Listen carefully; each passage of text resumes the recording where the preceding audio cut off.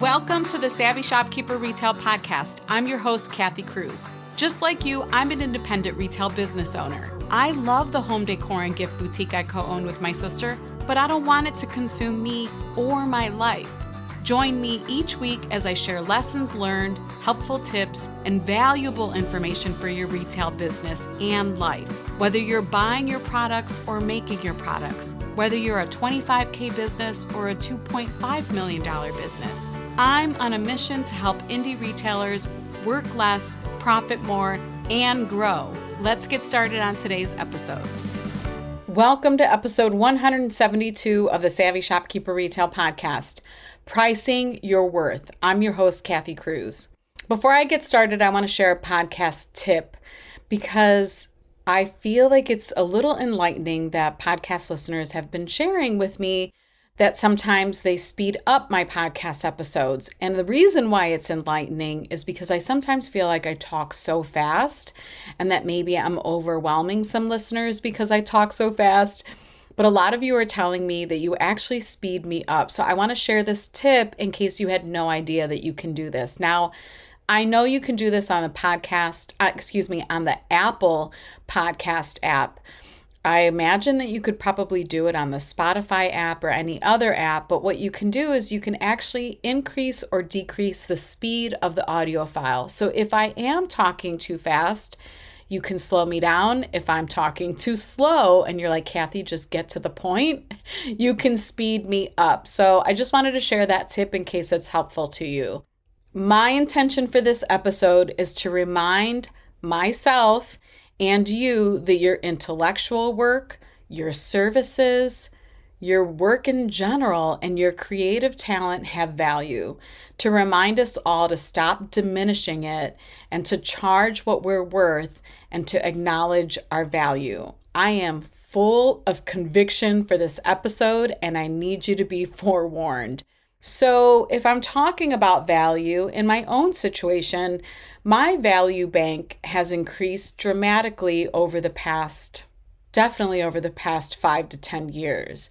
Specifically with Savvy Shopkeeper. When I first started Savvy Shopkeeper, I was teaching basic social media skills. That was a strength, and I thought if I could help other people with it, great. My first in-person event, I literally hosted in the middle of my dining room. I had a small Savvy Shopkeeper following, and I mentioned that I was going to host this in my dining room. I even had some branded merch and swag that I gave away. I think I served lunch. I had custom cookies made. It was really fun, and I'm glad I did it. And that was my first step into all of this. And it's interesting to me that I hosted that workshop in the same exact dining room where I recently hosted the 2023 Savvy Shopkeeper Virtual Conference. Another fun side note is that I have a Master Shopkeepers member who attended that workshop, and she's still on this journey with me. She traveled from Pittsburgh to Cleveland to attend that social media workshop. So it's just a really cool memory. And it's just a beautiful relationship that we've built. And I love that I just saw her at the P. Graham Dunn conference. It was a dealer conference that I spoke at. And I've seen her a couple times at that conference. I see her at America's Mart. Of course, I see her sometimes on group calls. We engage and chat with each other in the group. So I just appreciate that she's been with me all of these years. But if I go back to that time, I could not have coached a retailer like I do now. If I had looked at a retail store owner's profit and loss statement, for example, I would have been clueless versus now where I can look at a retail store owner's income statement and know within a few minutes, maybe even less, what's going great in their business and what's not. As my value bank has grown, my prices have increased, right? However, I can't tell you how many times I've heard and still sometimes hear that I give too much away and that I'm priced way too low. And maybe I have been. And sometimes a sign of that was that I would be taken advantage of or people would push boundaries with me. Well, you all know I've learned a lot as I've grown, and I continue to learn So, for example, I recently set a new payment policy in Master Shopkeepers because I value myself enough to protect myself and to hold others accountable for the commitments that they make. I've also had to set boundaries with brands. And when I say brands, I'm referring to other companies who also serve independent retail businesses. Maybe companies that offer software or services to retailers. But now I've learned if a brand wants to pick my brain, I quote them $750 an hour. Yep, I said $750 an hour. Now, obviously, this isn't what I charge other independent retailers, but it is my price if a multi-million-dollar business wants to tap into my knowledge. It's taken a long time to get here, right? It takes us sometimes a long time to embrace these parts of ourselves. And that's why I want to record this podcast episode, is because I want to tell you I'm not perfect at this either. I've had to learn and grow and price my worth, price my value.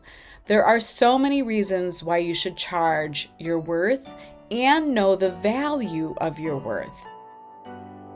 This episode is brought to you by my free resource, Open a Brick and Mortar Retail Store Checklist. If you're feeling overwhelmed, I get it. Get my checklist to help you get your thoughts and to-dos organized. Organized by topic, this checklist is the list I wish someone would have given me many years ago when I opened. Visit savvyshopkeeper.com/open checklist, all one word, savvyshopkeeper.com/open checklist. Sign up for my newsletter to get the checklist. So I'll share reasons why charging your worth is important, but first I also want to talk about what I mean by acknowledging your worth. So a good example of this is maybe you're a content creator with a value bank filled with a lot of golden nuggets in that brain of yours. So you aren't necessarily offering a service. However, your level of expertise gives you the ability to create content and serve your community like no one else can. Well, when you're busy running your business and a household and juggling family and parenting and everything else in between, sometimes that means you feel like you can't do everything on your own and you collaborate or you partner with someone on a project. It's your project, it's your genius, but the collaborator maybe takes off with it, or then they start to claim it as their own. I've seen this both for content creators and retailers working on special projects or special categories in their businesses. A business owner who values their worth and who understands this, they'll speak up and they'll claim the right to that project that they started. That's their brain genius. A content creator or someone who is a retailer and working on a collaborative project that started with their idea, but they haven't learned how to value their worth, will sit back and do nothing. Not because they don't want to, but because they discount the idea that created this fantastic project, or maybe they justify it in their minds that they don't deserve credit because they didn't do all of the work. In this instance, when you're collaborating with other small business owners, or you're collaborating with someone on your team, or you're collaborating with just anyone in general, and it's an idea that came from your brain, it really is ideal to document your work, the project, the details of it, and the details of the collaboration. Now, when you're offering a service, there's usually an invoice or a proposal or a contract or something that details the agreement and the service you're providing. But when money isn't being exchanged, we don't think about documenting our non-cash collaborations. And we definitely don't think about having everyone sign it. It probably feels a little bit much, but I promise you it's not. This is a way for you to value your worth. This shared document acknowledges your worth to yourself and to the other person or people involved. That's an example of valuing your worth. And then there's actually charging your worth. Maybe you offer painted furniture services, you offer graphic design services, you offer printing services, interior design services, event services. There are lots of retailers who offer services, way more than most of us probably realize. So charging your worth in business is crucial for quite a few reasons, and I have a list of 6 reasons why. So the first one is to value recognition. By charging what you're worth, you acknowledge and communicate the value you bring to the table. It reflects your expertise, your skills, your experience, and the results you can deliver for your clients or customers. When you price your products or services appropriately, you position yourself as a professional who is confident in their abilities. I'm going to say that one more time because I think it's important. If you're multitasking, come back to me. When you price your products or services appropriately, you position yourself as a professional who is confident in their abilities. Reason number 2 is financial sustainability. Pricing your offerings at their true value, it really ensures that your business remains financially sustainable. It allows you to cover your costs, invest in resources or equipment. It allows you to generate profits that are necessary so that you can grow and have your business last a really long time. Undercharging can lead to a cycle of financial struggle. Like, we all know this. Undercharging can bring a business down or can burn out a retail business owner, hindering your ability to reinvest in your business. It can also hinder your ability to reinvest in your business and provide higher quality products or services. When you think about it, when we're exhausted and we're burned out, we're not providing probably the quality of product or service that we really want to, or that we think we're able to. Number 3 is perceived quality. People often associate higher prices with better quality. I think that's really important to say because a lot of us are frugal or scrappy. And we think just because we wouldn't pay for something, other people won't pay for something. But some people, actually a lot of people, are looking for quality.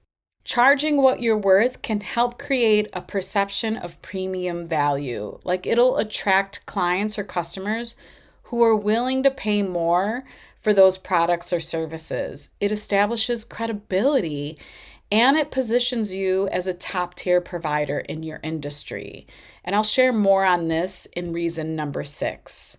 But as I talk about this and as I share the 6 reasons why, it takes me back to when my sister and I offered painted furniture services, and we were underpricing ourselves and we didn't have a good system around it. It really undermined our ability to both serve the customer and to build a nice amount of revenue in that revenue stream for ourselves. But trust me, we quickly learned and started to change things.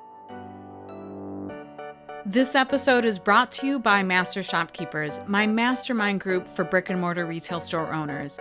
If you're craving support, connection, inspiration, and motivation for your retail business, apply to join us. It doesn't matter what stage of shopkeeping you're in, what matters is your drive to work less, profit more, and grow, both personally and professionally. Learn more at savvyshopkeeper.com/group membership. That's savvyshopkeeper.com/group membership, all one word. Reason number 4 is time and effort. By charging your worth, you acknowledge the time, the effort, and the energy you invest in your work. It really allows you to set boundaries. You'll avoid overworking yourself. You're going to maintain a healthy work-life balance. And the reason why, I should say, is because proper compensation ensures that you can sustain your business without burning out. I already kind of touched on this. And this is another one that I want to repeat, another point that I want to repeat because it's so important. I see so many indie retailers burning themselves out. Proper compensation ensures that you can sustain your business without burning out. Number 5 is fair competition. And I think this one is really important. And if I think about, of course, I go back to furniture painters. I see this happen all the time where furniture painters price so low because they just want the business or they just want to, bring in the revenue. But that doesn't serve you, and it doesn't serve all the other furniture painters. Same with interior designers, same with retail businesses that do custom wedding invitations or any type of custom printing. It doesn't serve you, and it doesn't serve the people in the industry. Undercutting competitors' prices significantly can lead to a race to the bottom.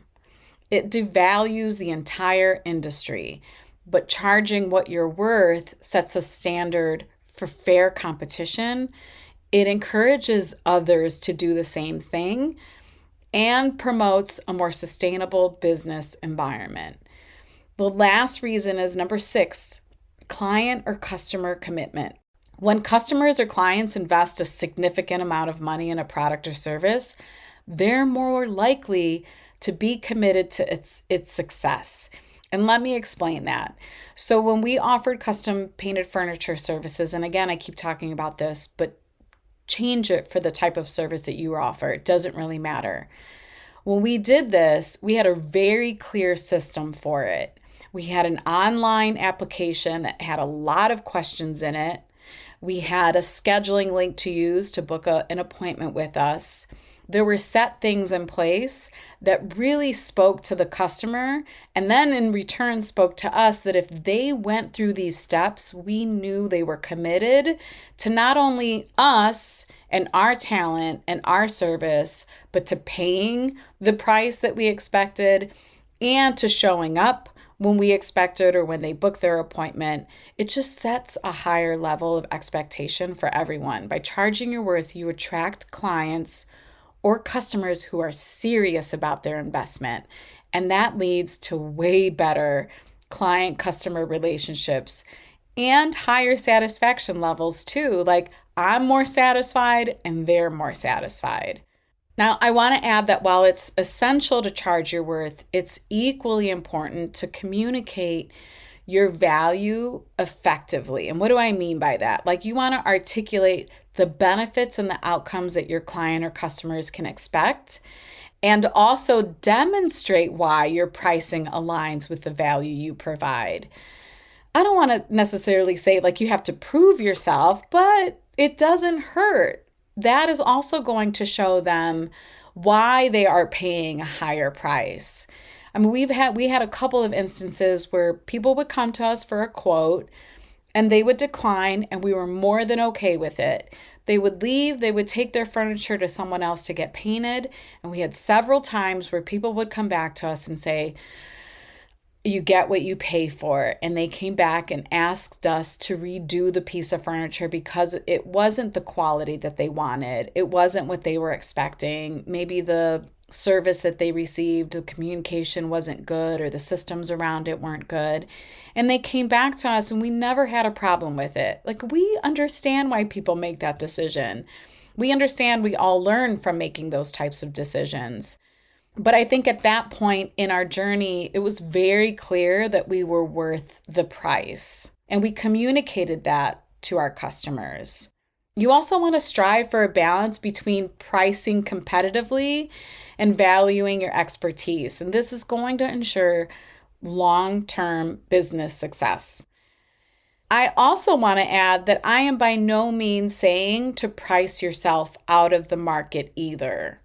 I think some people sometimes jump to the conclusion that I'm telling them to increase their prices by X amount.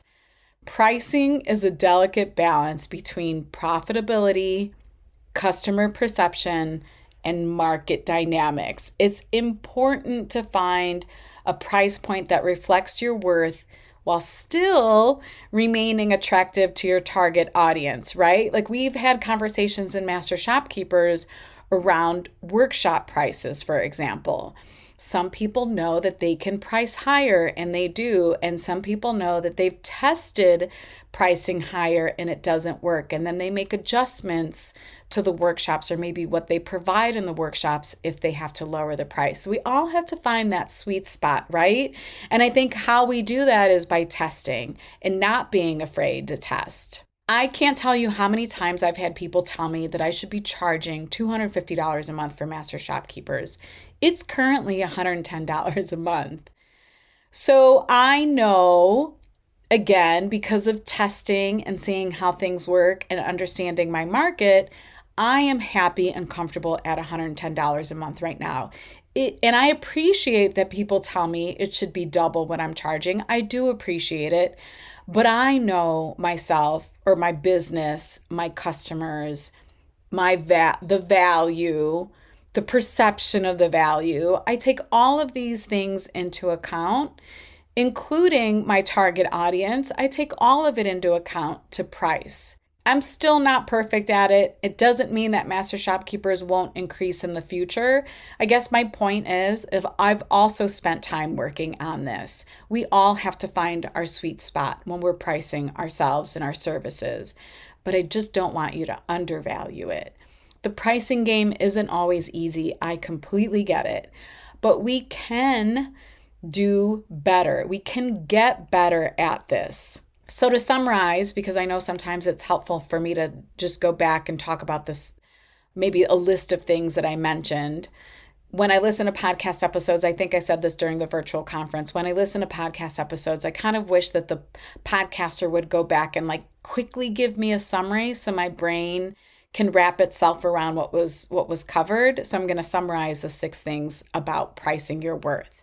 Number 1, communicate the value you bring to the table with your pricing. Number 2, price so your business remains financially sustainable. So important. Number 3, create a perception of premium value. Number 4, pricing is a boundary so you don't overwork yourself. Number 5, set a standard for fair competition. It's so good for everyone in your industry.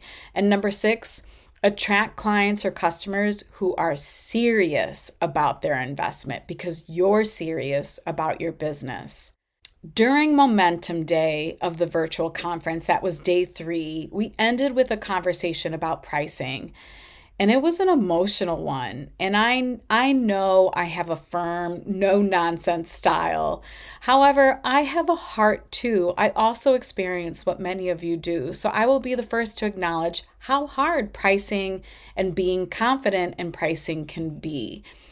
If you love your business and you love entrepreneurship as much as I do, please do yourself a favor and step into the discomfort of increasing your prices. The rewards are way more valuable than your discomfort. If you found this podcast episode helpful, please share it with a retail business friend and leave me a rating or review on Apple Podcast if you have a few minutes. If you want to see the show notes to this episode or find links to anything I mentioned, visit my blog at savvyshopkeeper.com/episode 172. Until the next episode, be savvy and boss up.